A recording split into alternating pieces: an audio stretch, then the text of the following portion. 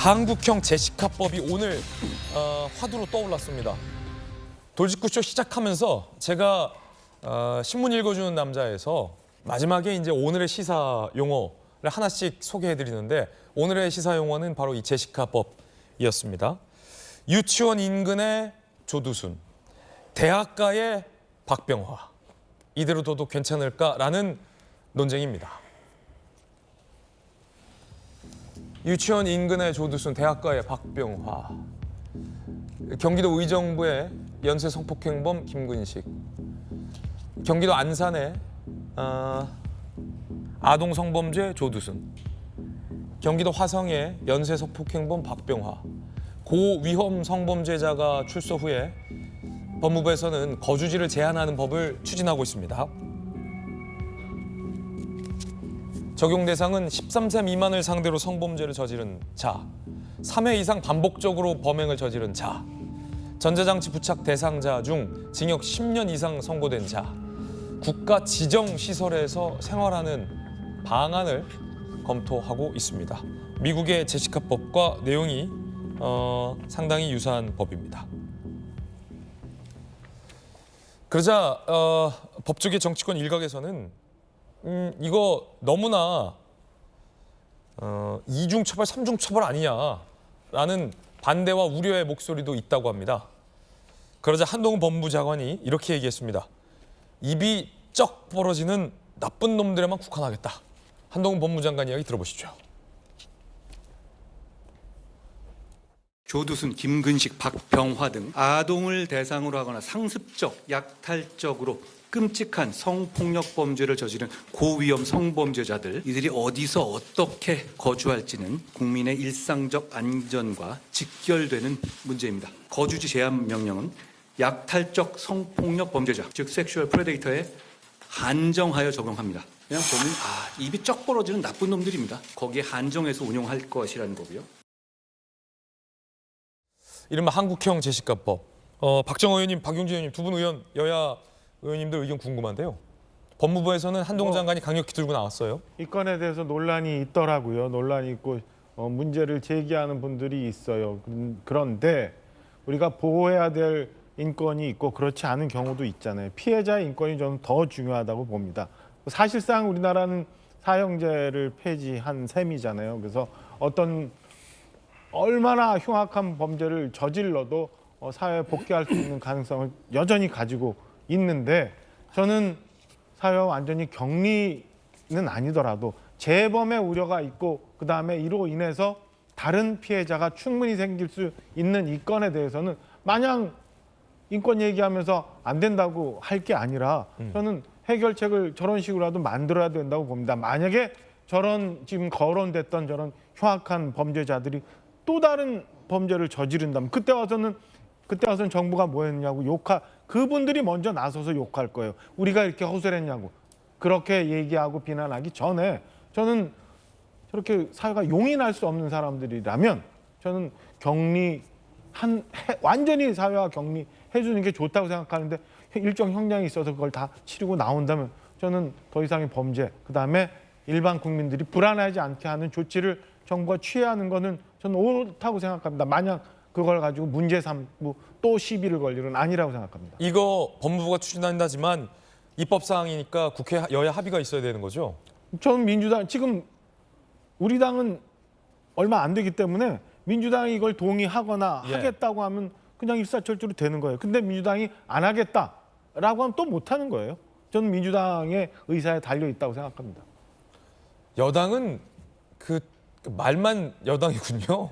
지금 현재 그래요. 할 수 있는 게 뭐 아무것도 없네요, 국회에서. 얼마 전 어제도 그랬잖아요. 무슨 또 예. 문제가 되는 여러 가지 법 직권상정한다고. 지금 여당 별로 힘이 하나도 없어요. 의회 권력은 민주당에 다 있습니다. 자, 그럼 한동훈 법무부 장관이 띄웠고 공은 의회 권력이 있는 민주당에게로 돌아갔는데, 민주당의 또 법사위의 스타 국회의원인 박용진 의원님, 한국형 제시카법 이거 어떻게 하실 겁니까?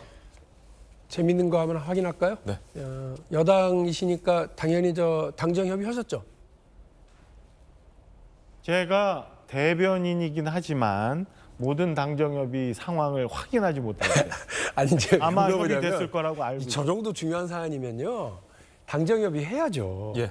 안 했어요. 안 했었을 것 같아요. 그리고 당정협의를 하면 누가 저걸 발표하느냐? 정책위 의장이나 원내대표가 발표를 합니다. 국회에서? 그럼요. 그래서 왜냐하면 특히나 방금 저 앵커께서 말씀하신 것처럼 여야가 이거를 국회에서 해당 상임위에서 논의해야 되고 본회의를 통과해야 되는 사안입니다. 게다가 법사위에서는 반드시 통과돼야 되고 논의를 해야 됩니다.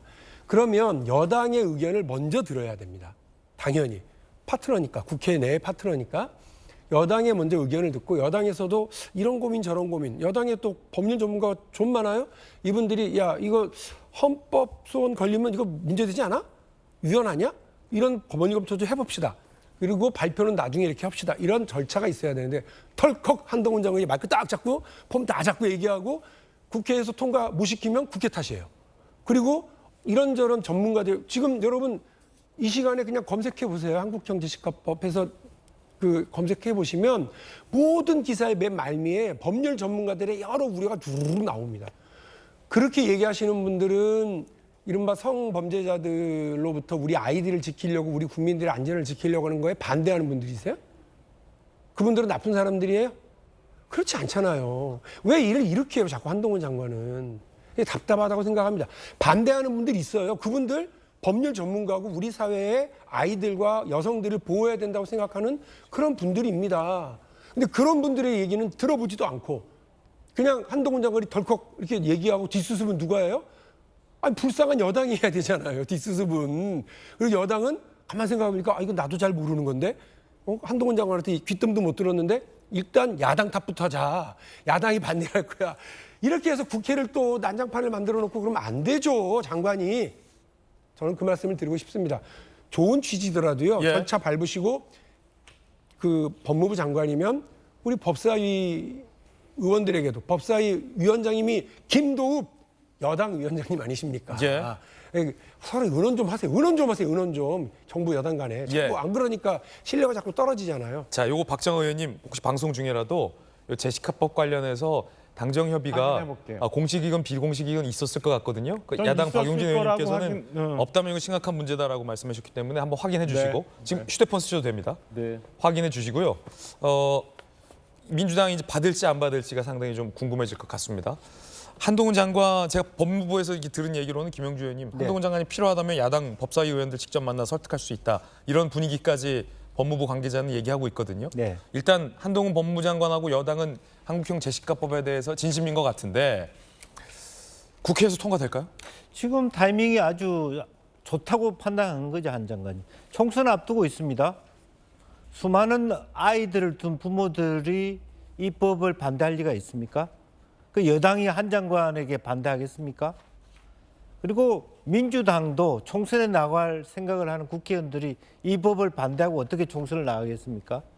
그리고 이 법은 제시카법 자체가 한국형으로 만들어진 것이 큰 취지에서 나쁜 법 아닙니다. 물론 위헌 문제도 있을 수 있고 인권에 대한 혹은 이중 처벌의 문제도 있습니다만은 그런 소수 의견은 항상 있기 마련이거든요. 그래서 너무 지금까지 보면 말하자면 가해자의 인권을 너무 많이 우리 정부가 보호해 준 것 같은 느낌을 분명히 가집니다. 지금이야말로 피해자가 어떤 생각을 갖고 있고 피해자의 미래를 위해서 또 재발 방지를 위해서 좀 민주당도 이제는 협조할 것이라고 보고 지금 이런 상황 같아서는 아주 타이밍이 아주 좋은 거죠. 총선 앞두고는 지금 바로 여야가 전적으로 합의하에 표결하면 예. 전체적으로 거의 기권이나 반대 없이 가결될 수 있는 사안이다 그렇게 보여집니다. 박정호 의원님 전화 어디다 하셨어요? 제가 정책과 관련해서 아주 중요한 책임을 맡고 있는 사람하고 예. 통화했습니다. 정책위 의장과 통화했는데 사전 설명이 있었다고 하더라고요. 아 그래요? 한동훈 장관 여당 설득했다. 네. 그러면 이제 법무부에 와서 예. 정책위 의장께 설명을 했으니까 아마 법사위 책임지고 있는 여러분들한테는 충분한 설명이 사전에 있었을 거로 저는 보고 있습니다. 예. 그리고 확인이 됩니다. 이 여야 간의 어떤 설득과 합의 절차가 좀 남았다라는 말씀도 드리겠습니다.